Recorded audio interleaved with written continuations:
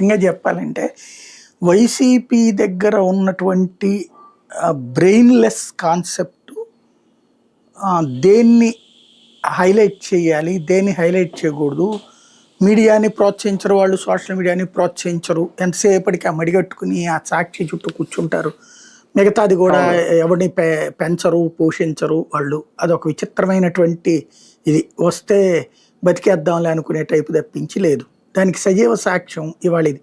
ఇదే ఎడిటోరియల్ కాలం కనుక ఇదే ప్లేస్లో యాంటీ ఆర్కే గనక మీడియా ఇది తెలుగుదేశం మీడియా ఉండుంటే ఫుట్బాల్ ఆడేసి ఉండేది. ఫుట్బాల్ ఇక్కడ బీఆర్ఎస్ ఇక్కడ వైసీపీ ఈ ముద్ర పక్కన పెడితే అందులో ఆయన రాసిన పాయింట్ ఏంటి, నల్లమల సాగర్ వలన పెద్ద ప్రాబ్లం ఏం లేదు, ఎందుకంటే గోదావరి నీళ్లు వృధాగా పోతా ఉన్న వాటిని తీసుకునేది, దాని మీద నాకు బీఆర్ఎస్ తప్పుపడుతోంది, టీఆర్ఎస్ అలియాస్ బీఆర్ఎస్. అదే రాయలసీమ ఎత్తిపోతల పథకం మీదన ఏం మాట్లాడట్లేదు అని చెప్తున్నాడు ఆయన. అదే కదా కొద్దిగా మర్చిపోయినట్టున్నాడు మనోడు. రాయలసీమ ఎత్తిపోతల పథకానికి జగన్ ప్రభుత్వంలో ఉన్నప్పుడు ఆపింది ఎవరు?